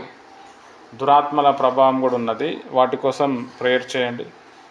చిన్నపిల్లలు ఎవరైతే ఉన్నారో ఖచ్చితంగా కరాటే కానీ, కుంఫు కానీ ఆ క్లాసెస్కి వాడిని పంపించండి. ఎందుకంటే వాళ్ళకి అది నేర్చుకుంటే వాళ్ళకి సెల్ఫ్ కంట్రోల్ ఉంటుంది, కాన్ఫిడెన్స్ వస్తుంది. ఎప్పుడైనా భవిష్యత్తులో వాళ్ళని ఎవరైనా చంపాలని చెప్పి ఒక 5 మంది 10 మంది వస్తే కూడా వాళ్ళని వీళ్ళు రక్షించుకోగలుగుతారు. ఎక్కడైనా అగత్యం జరుగుతున్నప్పుడు కూడా వీళ్ళు రక్షించుకోగలుగుతారు. తర్వాత వాళ్ళ ఫ్యామిలీని కూడా రక్షించుకోగలుగుతారు. ముఖ్యంగా దేవుళ్ళలో పెంచటం, ప్రార్థనలో పెంచటం. ఖచ్చితంగా పిల్లలకి సండే రోజు చర్చికి తీసుకుపోవటం, సండే స్కూల్ మీ చర్చిలో ఉంటే ఖచ్చితంగా సండే స్కూల్కి పంపించటం, బైబిల్లో ఉన్న కథలు చెప్పటం. తర్వాత మెయిన్ ఏంటంటే ఫ్యామిలీ ప్రేయర్. ఇదన్నిటికంటే ఎత్తు అన్నమాట. ఫ్యామిలీ ప్రేయర్ అనేది ఫ్యామిలీని మొత్తం సెట్ చేస్తుంది. ఫ్యామిలీకి రావాల్సిన బంధకాలు తెగిపోతాయి, ఉన్న ప్రాబ్లమ్స్ క్లియర్ అయిపోతాయి. ఫ్యామిలీలో మనం కూర్చొని ఒకరోజు ప్రేయరు, ఒకరోజు పాటలు, ఒకరోజు జనరల్ డిస్కషన్. ఇప్పుడు ఇది కూడా మనది ఒక ఫ్యామిలీ ప్రేయర్లకే నడుస్తుంది. ఈవినింగ్ టైంలో మనం కొంచెం జనరల్ డిస్కషన్ చేసుకున్నాం. తెలియని వాళ్ళకు కొన్ని తెలుసు. ఇప్పుడు నాకు కూడా కొన్ని తెలియలేదు. ఇప్పుడు మీరు మాట్లాడిన తర్వాత కొన్ని తెలుసుకోవటం జరిగింది. అట్లా పిల్లలకు కూడా సమాజం ఇట్లా జరుగుతుంది, మనం ఇలా ఉండొద్దు, ఇట్లా ఉండాలి, మమ్మీకి ఇట్లా రెస్పెక్ట్ ఇవ్వాలి, డాడీకి ఇట్లా రెస్పెక్ట్ ఇవ్వాలి, ఈ విధంగా ఉంటే మనకి ఇట్లా ఉంటుంది భవిష్యత్తు. వాళ్ళు పిల్లలు ఏంటంటే ఒకటేమో స్కూల్లో ఉంటారు, లేదంటే మనతోటి ఉంటారు. వాళ్ళు చెడిపోవటానికి కారణం ఏంది అని అంటే ఇద్దరిట్లో ఎవరో మంచితనం చెప్తలేరు. తల్లి అయినా చెప్పాలి, టీచర్ అయినా చెప్పాలి. టీచర్ చెప్పకపోతే తల్లి అయినా చెప్పాలి. అది మన బాధ్యత. అది వాళ్ళు ఏంది వాళ్ళ జీతం కోసం పనిచేసి వెళ్ళిపోతారు. కాబట్టి చెప్పటం, వారి కొరకు ప్రేయర్ చేయటం, అప్పుడప్పుడు వారి కోసం ఉపవాసం ఉండటం. ఎందుకంటే మన పిల్లలే చాలా ఇంపార్టెంట్. పిల్లలు లేకపోతే ఏమీ చేయలేం. ఇప్పుడు ఇప్పుడు ఇప్పుడు మా పిల్లలే ఉన్నారు, వాళ్ళు విరుద్ధంగా నడుస్తూ ఉన్నారనుకోండి, సంఘస్థులు అందరూ నాకే ప్రశ్నిస్తారు, నువ్వు ఒక పాస్టర్వే ఉండి నీ కొడుకుని నువ్వు కంట్రోల్ చేయలేకపోయినావు, నీ కూతుర్ని నువ్వు కంట్రోల్ చేయలేకపోయినావు అంటారు. నువ్వు నీ ఇంటినే నువ్వు రక్షించుకోలేకపోయినావు, నువ్వు సంఘాన్ని ఏం రక్షిస్తావని ప్రశ్నిస్తారు. అప్పుడు నా పరువు ఏమవుతుంది? వాళ్ళు ఏం చేయకపోయినా నడుస్తుంది. వాళ్ళ సాక్ష్యాన్ని వాళ్ళు కాపాడుకోవాలి. దానికి నేను చేయాల్సింది ఏంది? నా కుటుంబంలో ఉన్న వాళ్ళకి కుటుంబ విలువలు చెప్పటం. అట్లే కాకుండా నన్ను నేను కాపాడుకోవటం. నా భార్య స్థాయి, ఆమెకి ఇవ్వాల్సిన స్థాయి నేను ఇవ్వాలి. నా తల్లిదండ్రుల దగ్గర నేను బాధ్యత కలిగి, ఇవన్నీ కూడా పిల్లలు చూస్తారు. పిల్లలు ఏదైనా చెప్తున్నారు, ఏదైనా చేస్తున్నారంటే ఫస్ట్ వాళ్ళు కళ్ళు తెరిచినప్పటి చూసేది మనల్ని. మనం సరిగ్గా ఉంటేనే వాళ్ళు సరిగ్గా ఉంటారు. మనం వాళ్ళ ముందర నటన చేస్తే వాళ్ళు మనకంటే ఇంకెక్కువ నటన చేస్తారు, నటిస్తారు అన్నమాట. కాబట్టి అట్లా కాకుండా మెయిన్ మన సభ్య సమాజం కాపాడుకోవటానికి కుటుంబ ప్రార్థన, తర్వాత దైవ వర్తమానం, వాక్యం నేర్చుకోవటం, వాక్య ప్రకారం జీవించడానికి. లోకం వైపు చూస్తే నాశనం అయిపోతాం, ఏముండదు. ఇప్పుడు ఏ ఫిలిం ఇండస్ట్రీ, ఏ హీరోయిన్, ఏ హీరోని తీసుకోండి, వాళ్ళ బ్యాక్గ్రౌండ్ ఏం బాగుండదు. ఏదో వాళ్ళకి డబ్బులు వస్తాయి కానీ ఆ డబ్బులతో చాలా ఘోరమైన సిట్యువేషన్స్ ఉంటాయి. చాలా భయంకరమైన పాప కలాపాలు వాళ్ళు జీవిస్తున్నారు. అది వాళ్ళకి చాలా చిన్న విషయం లెక్క కనబడుతుంది. ఎందుకంటే వాళ్ళు ఆర్టిస్టులు అన్నమాట. అయితే మనము అది చూసి ఓహో మనం కూడా ఇట్లనే ఉండాలని చెప్పి తయారైపోతాం. వాళ్ళు ఆర్టిస్టులు, మనం ఆర్టిస్టులం కాము. మనం మనుషులం, మనం అంతే, దేవుని బిడ్డలం. కాబట్టి దేవుని వాక్యము మనకి తెలుసు. మనల్ని చాలామంది అబ్జర్వ్ చేస్తారు, మన దగ్గర నుంచి చాలామంది నేర్చుకుంటారు. మనమే రాంగ్ రూట్లో పోతే అందరు కూడా రాంగ్ రూట్లోనే ఉన్నారు మ్యాక్సిమం. ఇప్పుడు దేవుని బిడ్డలమైన మనమే ఏం చేయాలంటే కరెక్ట్ రూట్లో ఉండి మనము వాళ్ళకి వెలుగుగా ఉన్నప్పుడు వాళ్ళు ఆ చీకట్లోకి వెళ్ళి బయటపడి వాళ్ళు కూడా ఈ వెలుగులోనికి వస్తారు. యేసుప్రభువు అదే చెప్పిండు. కాబట్టి మీరందరూ కూడా దయచేసి పిల్లల కోసము ప్రార్థన చేయండి, బాధ్యత తీసుకోండి. అప్పుడప్పుడు పిల్లల కోసం ఉపవాస ప్రార్థన చాలా ప్రాముఖ్యము. వారంలో ఒకసారైనా, 2 రోజులు 3 రోజులకు ఒకసారైనా, మెయిన్ పిల్లలు కాన్సెప్ట్. తర్వాత రోజు ఫ్యామిలీ ప్రేయర్, వాళ్ళు వెళ్ళేటప్పుడు తల మీద చేయబెట్టి ప్రేయర్ చేయటం, వాళ్ళు పడుకున్నప్పుడు తల మీద చేయబెట్టి ప్రేయర్ చేయటం. ఎందుకంటే మనం ఉన్నన్ని రోజులు పిల్లల్ని చూస్తాము, తినిపిస్తాము, అన్నీ చేస్తాము. మనం చచ్చిపోతాం ఏదో ఒక రోజు, లేదా రేపే మనం చచ్చిపోతాం. మనం చనిపోయినా కానీ మన ప్రేయర్ చచ్చిపోదు. అది ఏదో ఒక రోజు వాళ్ళకి ప్లస్ అవుతుంది. తర్వాత పిల్లల్ని మ్యాక్సిమం దేవునికి సమర్పిద్దాం. ప్రభా, నా కొడుకుని, నీ కూతుర్ని, నా కూతుర్ని ఇద్దరిని ప్రభా నీ సేవలో నేను సమర్పిస్తున్నా. ఇక నువ్వు ఏం చేసుకుంటావో చేసుకో, వాళ్ళని కాపాడు, వాళ్ళని రక్షించు. వారి ద్వారా అనేక మంది రక్షింపబడాలి, దేశంలో మంచి జరగాలి, ప్రజలకు మంచి జరగాలి, మంచి పేరు సంపాదించాలి, నీ రాజ్యం కట్టబడాలి అని ఆ ఒక్క ప్రార్థన మనం చేయటం వల్ల వాళ్ళు ఎక్కడ పోయినా కానీ దేవుణ్ణి సమర్పించారు. కాబట్టి దేవుని ఒక హస్తాలు 2 కూడా వాళ్ళని కాపాడుతుంది. వాళ్ళని ఖచ్చితంగా దేవుడు ఒక మంచి స్థాయిలో తీసుకొని వెళ్తాడు. కాబట్టి ఈ పని ప్రపంచంలో ఎవరు చేయరు, మనము చేయటం అనేది చాలా ఇంపార్టెంట్. మన పాత రోజుల్లో మనం చూస్తే దేవదాసిని అని చెప్పి ఒక కల్చర్ ఉంటుండే. ఆ దేవదాసిని అని అంటే ఏంటంటే ఇంట్లో ఒక అమ్మాయి ఉంటే ఆ అమ్మాయికి ఒక గుడికి, ఒక మందిరానికి అప్పచెప్పేస్తారు. ఆ అమ్మాయి పాపం ఆమె ఏంది అని అంటే ఆమె యుక్త వయసు వచ్చిన తర్వాత ఆమె అదే మందిరంలో ఉండాలి. ఎంతోమంది ఆ అమ్మాయిని పోయి పాడు చేస్తూ ఉంటారు. తల్లిదండ్రులు కూడా ఏం చెప్పొద్దు అనేది ఒక చట్టం ఉంటుంది. తర్వాత వాళ్ళు ఎవరిని పెళ్లి చేసుకోవద్దు, వాళ్ళని మాత్రం చాలామంది ఇబ్బంది పెడుతూనే ఉంటారు. అది దేవదాసిని అని చెప్పి ఒక కల్చర్ ఉండే. దానివల్ల వచ్చే లాభం ఏం లేదు. తర్వాత ఈ అమ్మాయిలకి రోగాలు వచ్చి వాళ్ళు చచ్చిపోవటము, లేకపోతే ఆ ప్రాంతంలోకి వెళ్ళిపోయి సూసైడ్ చేసుకోవడం ఇట్లా జరిగేది. దీనివల్ల వచ్చే లాభం లేదు. దాని బదులు మనము దేవునికి మనం సమర్పిస్తే దేవుని ఒక ఆత్మ వారి మీద బలంగా దిగొస్తుంది. ఎప్పుడో ఒక రోజు మన పిల్లలు మారిపోతారు. దేవుని కోసం ఒక మంచి విశ్వాసిగా అన్న, ఒక మంచి సేవకులుగా అన్న మారుతారు. మన దగ్గర ఉన్న పిల్లలే వాళ్ళే రేపటి తరంలో పాస్టర్లు, ప్రవక్తలు, అపోస్తులు, సువార్థికులు, సమాజానికి మంచి చేయవారు. వాళ్ళని కాపాడటానికి కూడా మనం కూడా వాళ్ళకి తగిన ట్రైనింగ్ ఇస్తూ, నేను చెప్పినట్టు కరాటే, కుంఫు అట్లాంటివి నేర్పిస్తూ, ఓన్లీ పిల్లలంటే ఓన్లీ చదువే కాకుండా వారికి లోక పరిజ్ఞానం అంతా తెలిసేటట్టు బంధువుల దగ్గర, చుట్టాల దగ్గర తీసుకుపోవటం, వాళ్ళ గురించి చెప్పటం, అందరితో ప్రేమగా ఉండురా, అందరినీ కలుపుకోరా, నువ్వే ఇది చేయాలి, నేను ఈరోజు ఉంటాను రేపు పోతాను అని చెప్పటం వల్ల వాళ్ళు మనం ఉన్నా లేకపోయినా బంధువులతో కలిసి ఉండటం, ప్రేమించటం, ఆదరించటం, అందరి దగ్గరికి వెళ్ళి మంచి పేరు సంపాదించడం, ఇది చేస్తే మనకే మంచి జరుగుతుంది. కాబట్టి ఈ విషయాలన్నీ కూడా మీరు దయచేసి తెలుసుకొని వీటి మీద మీరు ప్రార్థన చేయండి. తర్వాత కుటుంబానికి కథలు చెప్పేవి కొన్ని బుక్స్ ఉంటాయి. అది కావాలంటే పిల్లల కోసం బుక్స్ కావాలంటే నేను తెచ్చిస్తాను. మీరు ఎవరైనా అడిగితే జస్ట్ ఆ బుక్స్ చదివి కూడా ఆ స్టోరీ ఏదో ఒక స్టోరీ చెప్పచ్చు. చెప్పిన స్టోరీ కూడా మళ్ళీ ఫ్యూచర్లో మళ్ళీ చెప్పచ్చు, ఏం కాదు. వాళ్ళు మళ్ళీ వింటారు. అందులో ఏదో ఒక నీతి సూత్రం వాళ్ళు తెలుసుకుంటారు. వాళ్ళు అదే దాని మీద వాళ్ళు పెరిగి ఏమవుతారు అంటే మంచి సమాజంగా వాళ్ళు మారుతారు. కాబట్టి ఫ్యామిలీలో కుటుంబ ప్రార్థన అనేది చాలా ఇంపార్టెంట్. దీన్ని మీరు నిర్లక్ష్యం చేస్తే మొత్తం ఎగిరిపోతుంది, ఏముండదు. నువ్వు ఏకాంత ప్రార్థన చేయకపోయినా బైబిల్ రీడింగ్ ఏమైనా నడుస్తుంది, కానీ కుటుంబ ప్రార్థన చాలా ఇంపార్టెంట్. ఆ కుటుంబ ప్రార్థన కోసం మన ఇంట్లో పట్టించుకోకపోయినా పర్వాలేదు, వాళ్ళకి చెప్పాలి, నేను అన్నం వండుతున్నాను, కూర వండుతున్నాను, పని చేస్తున్నాను, నా కుటుంబం కోసం నేను ప్రార్థన చేస్తాను, మీరు వచ్చి కూర్చోండి, పోనీ మీరు రాకపోయినా నడుస్తుంది, నేను మాత్రం ఈ టైంకి నేను ప్రేయర్ చేస్తా అని చెప్పి ఆ టైంలో ప్రార్థనా పాటలు గొడవలు ఒక 10 రోజులు అవుతుంది, ఒక 20 రోజులు అవుతుంది. దేవుని కోసం గొడవలు పడండి, దేవుని కోసం దెబ్బలు తినండి, ఏమీ కాదు. ఒకరోజు దేవుడు వాళ్ళకి దెబ్బ కొట్టి వాళ్ళని మీ దగ్గర తీసుకొస్తాడు. దేవుడు ఖచ్చితంగా కుటుంబ ప్రార్థన గురించి ఆ విలువ తీసుకొస్తాడు.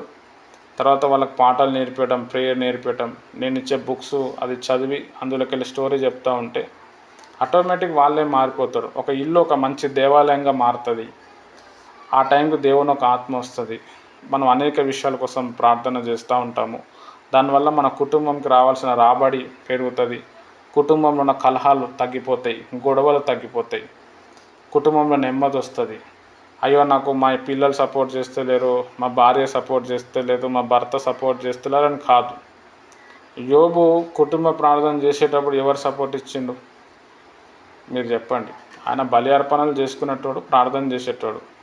పిల్లలు చనిపోయారు, మళ్ళీ అదే పిల్లలు దేవుడు ఇచ్చిండు. సైతాన్ ఆయనకు ముందు చంపాలని చూసినప్పుడు సైతాన్ వాళ్ళ కుటుంబానికి రాలేకపోయింది, ఎందుకంటే ఆయన బలి అర్పణలు చేయటం వల్ల. ఆయన ఒక్కడు చేయటం వల్ల కూడా దేవుడు ఆ కుటుంబాన్ని అప్పటి వరకు కాపాడిండు.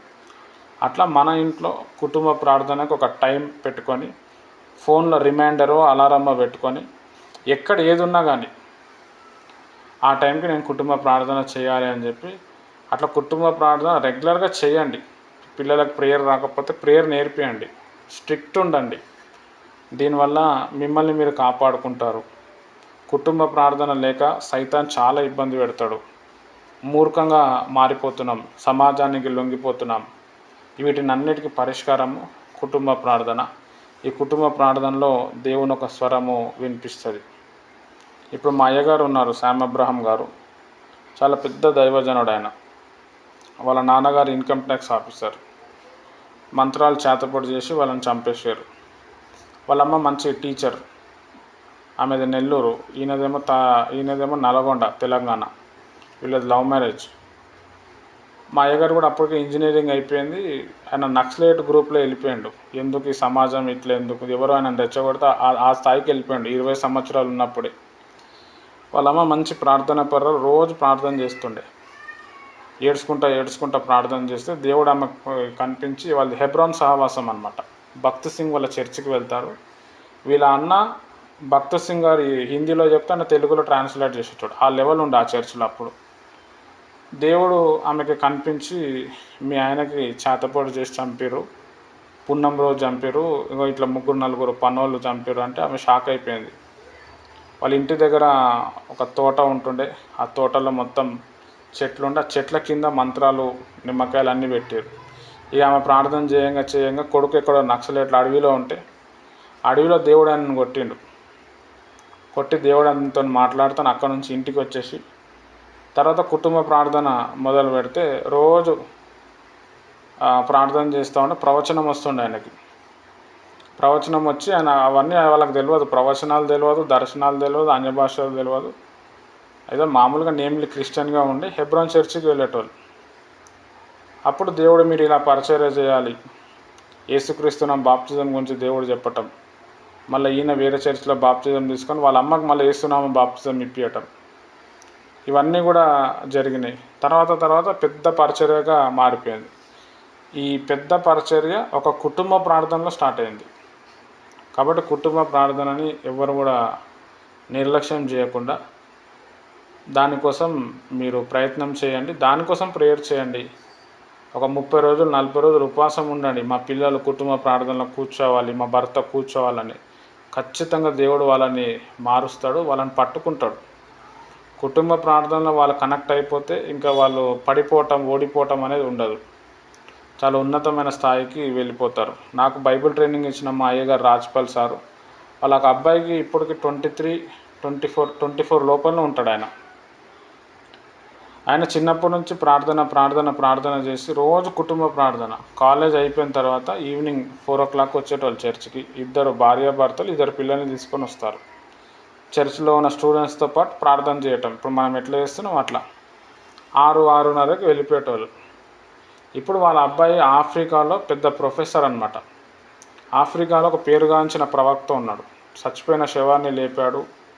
ఒక రూమ్ నిండా కూడా మొత్తము ఎవరైతే కుంటి వాళ్ళు ఉంటారు కదా, వాళ్ళ స్ట్రెచ్చర్లు పట్టుకొని నడిస్తే ఈయన ప్రార్థన చేయండి నేను చెప్పంగానే వాళ్ళ స్ట్రెచ్చర్లు వదిలేసి వచ్చారు. ఆ రూమ్లో మొత్తము ఆ వీల్ చైర్స్, ఆ స్ట్రెచ్చర్స్ అన్నీ కూడా ఉన్నాయి.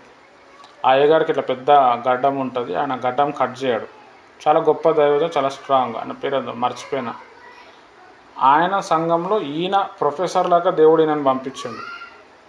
ఒకటేసారి 10,000 మందికి ట్రైనింగ్ ఇచ్చిండు ఆయన. జస్ట్ మా సార్ వాళ్ళ అబ్బాయి, ఆయన MBA చదువుతున్నాడు, మొత్తం కంప్లీట్ కాలే. తండ్రి ఇక్కడ హైదరాబాద్లో ట్రైనింగ్, కొడుకు ఏమో ఆఫ్రికాలో ఇవ్వట. పెద్ద రికార్డ్ అనమాట, ఇంతవరకు ఎవరు చేయలేదు. అదంతా కూడా సక్సెస్ ఎక్కడి నుంచి వచ్చిందంటే కుటుంబ ప్రార్థన. నేను ఒక్కొక్కసారి మా అయ్యగారిని అరే ఏంది ఈయన మంచి సేవ ఉంది, అందరి ఇళ్ళలో తిరిగి ప్రార్థన చేయొచ్చు కదా, ఈయన ఏంది ఊకే ఫ్యామిలీ ప్రేయర్ అంటాడని చెప్పి అనిపించేది. తర్వాత అరే ఆయన చేసిందే కరెక్ట్ అని అనిపించింది. అంటే ఫ్యామిలీ ప్రేయర్లో అంత పవర్ ఉంటుంది. నువ్వు ఏకాంత ప్రార్థన చేయకపోతే ఏ ప్రార్థన చేయకపోతే ఈవినింగ్ టైంలో కలిసి ఫ్యామిలీ ప్రేయర్ చేయండి. మన ఫ్యామిలీ ప్రేయర్లో ఎవరైతే వస్తలేరో వారి కోసం ఎక్కువగా స్ట్రాంగ్గా ప్రార్థన చేయండి. వాళ్ళకి 10 సార్లు చెప్పండి, 15 సార్లు చెప్పండి. ఖచ్చితంగా దేవుడు వాళ్ళని మారుస్తాడు, వాళ్ళని కూర్చోబెడతారు.